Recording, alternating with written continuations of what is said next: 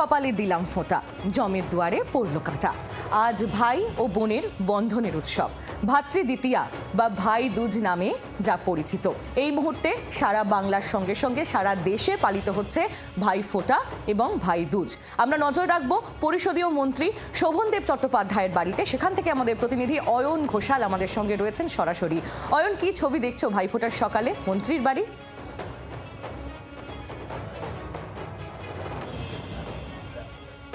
না, রাজনৈতিকভাবে তিনি যত গুরুত্বপূর্ণ মন্ত্রী হন না কেন, তিনি যত বর্ষিয়ান তৃণমূল কংগ্রেস নেতা হন না কেন, আজকে শোভনদেব চট্টোপাধ্যায়ের একমাত্র পরিচয় তিনি ক্ষমা বন্দ্যোপাধ্যায়ের দাদা।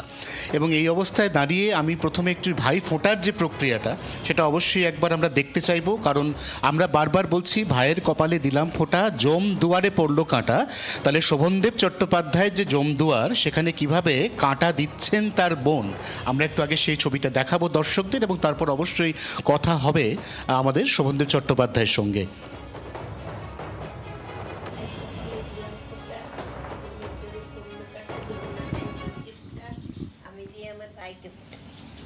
যেমন চিরজীবী, আমার দাদা তেমন চিরজীবী। ভাইয়ের কপালে দিলাম ফোঁটা, জমের দূরে পড়লো কাটা, যমুনা দেয় জমকে ফোঁটা, আমি দিয়ে আমার ভাইকে ফোঁটা, জম যেমন চিরজীবী, আমার দাদা তেমন। ভাইয়ের কপালে দিলাম ফোঁটা, জমের দূরে পড়লো কাটা, যমুনা দেয় জমকে ফোঁটা, আমি দিয়ে আমার ভাইকে ফোঁটা, জম যেমন চিরজীবী, আমার দাদা তেমন।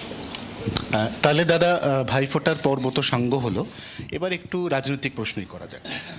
একদম দোরগোড়ায় কড়া নাড়ছে 26-এর বিধানসভা নির্বাচন, তাহলে খড়দহ থেকেই লড়ার জন্য মানসিক প্রস্তুতি নিচ্ছেন? আমি ভীষণ ডিসিপ্লিন ম্যান, জীবনও ডিসিপ্লিন, রাজনীতিতেও ডিসিপ্লিন। দল যখন আমার রাজনীতিকভাবে দলের টিকিট পেতে আমার সময় লেগেছিল, 62 সালে রাজনীতিতে এসেছিলাম। আমার পলিটিক্যাল এজ হয়ে গেছে 62 বছর। 91-তে প্রথম টিকিট পাই। এখন তো অনেকে রাজনীতিতে এসে পরের বছরই টিকিটের জন্য লাফালাফি করতে থাকে। তালিকা প্রকাশ না হলে কথাটা বলতে বা শেয়ার করতে রাজি না। আমি বলেই দিলাম, সেটাই বলতে চাইছিলাম। দল যা সিদ্ধান্ত নেবে, কোথায় দেবে, আমি তো প্রথম বারুইপুরে দাঁড়াই।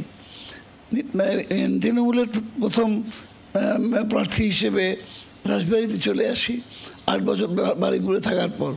এবার 24 বছর এখানে রাজবাড়িতে থাকার পর মমতা বন্দ্যোপাধ্যায় আমাকে ভবানীপুরে দাঁড়াতে বললেন, দাঁড়ালাম। ভবানীপুরেও জিতলাম। ভবানীপুর থেকে জেতা পড়েতে আমি নিজের থেকেই ছেড়ে দিলাম মমতা বন্দ্যোপাধ্যায়কে, আমি চলে গেলাম খড়দায়। এখন আমার জায়গা কোথায় আমি জানি না, আর এই জায়গাটায় কী লেখা আছে তাও জানি না। মমতা বন্দ্যোপাধ্যায় যেখানে পাঠাবেন সেখানেই দাঁড়াবো। অর্জুন সিং দাবি করছেন যে ব্যারাকপুর একেবারে বিজেপির নাকি নখদর্পণে মুষ্টির মধ্যে আছে। সে তো যদি তাই হয় তাহলে তো ও তো হেরে গিয়েছিল। হেরে গিয়ে কথা বলে কি করে? আমি বলতে পারি, আমি 9বার ইলেকশন লড়েছি, 7টা টার্ম আর 2বার বাই ইলেকশন, 9টা ইলেকশনে জিতেছি বিধানসভায়। আমি বলতে পারি যে আমার কাছে বারুইপুর নখদর্পণে, রাসবিহারী নখদর্পণে, ভবানীপুর নখদর্পণে, খড়দা নখদর্পণে, কারণ কোথাও আমি হারিনি। তো ও কী করে বলে? ও তো তার যদি নখদর্পণে হয় তাহলে হারে কি করে ওখানে?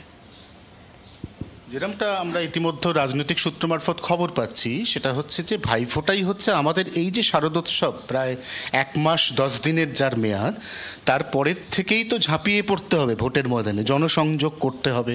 তো কিছু ভেবেছেন? অলরেডি আমরা আমাদের দলের নেতৃত্বের নির্দেশে, ধরুন আমি নদিয়া গিয়েছিলাম, 9টা কেন্দ্রে আমাকে মিটিং করতে হয়েছে। তার রিপোর্ট আমি পেশ করে দিয়েছি মুখ্যমন্ত্রীর কাছে।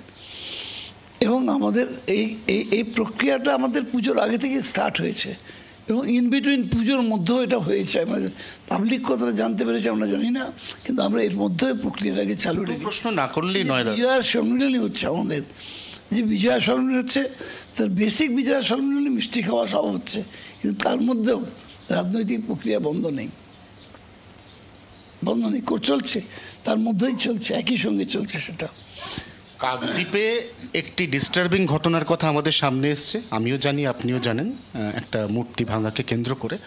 আর কলকাতার অভিজাত সাউথ সিটি আবাসন সেখানে বৈধতা মেনে বাজি ফাটানো সত্ত্বেও কিছু আবাসিককে পুলিশ তুলে নিয়ে গেছে, এমনটা রাজ্যের বিরোধী দলনেতা শুভেন্দু অধিকারী নিজের এক্স হ্যান্ডেলে পোস্ট করেছেন। তাহলে কি আপনার মনে হয় যে বিরোধীরাও একইভাবে ঠিক এই উৎসব পর্বটা মিটলে এই সমস্ত ইস্যু নিয়ে প্রোঅ্যাক্টিভ হয়ে যায়? না, আমি ঠিক মানে শুভেন্দু মানে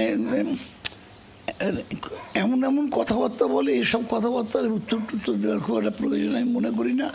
আর এছাড়া আমি দলের মুখপাত্রও নই, যারা মুখপাত্র তারা এই উত্তর দেবে। তবে বলে কেন ওর এই কথাগুলো বলে কেন সেটা ওই তো বেশি ভালো করে বলতে পারবে, আমি জানি না। একসঙ্গে দল করেছি, আমি এখনো পর্যন্ত যথেষ্ট সম্মান করে, বড় দাদার মতনই, তার সম্পর্কে কোনো কটু কথা বলতেও আমি চাই না। কিন্তু এটা বলে যে রাজনৈতিক নেতা হতে গেলে একটু ভেবেচিন্তে কথা বলা দরকার, যে আজকে যেটা বলছি কালকে সেটা আমার দিকে ফিরে আসবে কিনা, এটা আমার বলো বক্তব্য এটাই, যে সবসময় এটা যে কোনো পলিটিক্যাল লিডারের উচিত ভেবে বলা, যে আমি আজকে যা বললাম সে কথা ভবিষ্যতে আমার দিকে ফিরে আসবে কিনা, আমার উপর প্রয়োগ হবে কিনা আমার কোনো ভুলের জন্য, এটা ভেবেও কথা বলে না। ভাইফোঁটা পর্বের পাশাপাশি জনসংযোগ যে শুরু হয়ে যাচ্ছে তার ইঙ্গিত তো তিনি দিলেন। অত্যন্ত শৃঙ্খলাবদ্ধ একজন দলীয় কর্মী, একজন নেতা, অতএব কোথায় তিনি শেষ পর্যন্ত প্রার্থীপদ পাবেন কিছুতেই খোলসা করলেন না শোভনদেব চট্টোপাধ্যায়। তবে বুঝিয়ে দিলেন যে বিরোধীরা যা করছে, টু বি স্পেসিফিক বিরোধী দলনেতা যা যা বলছেন সেগুলোর প্রত্যেকটারই উপযুক্ত জবাব সময় এবং সুযোগ এলে তারা তাদের দলের তরফ থেকে অবশ্যই ফিরিয়ে দেবেন। একেবারেই অনেক ধন্যবাদ। বাংলার আওয়াজ, বাঙালির আবেগ, জি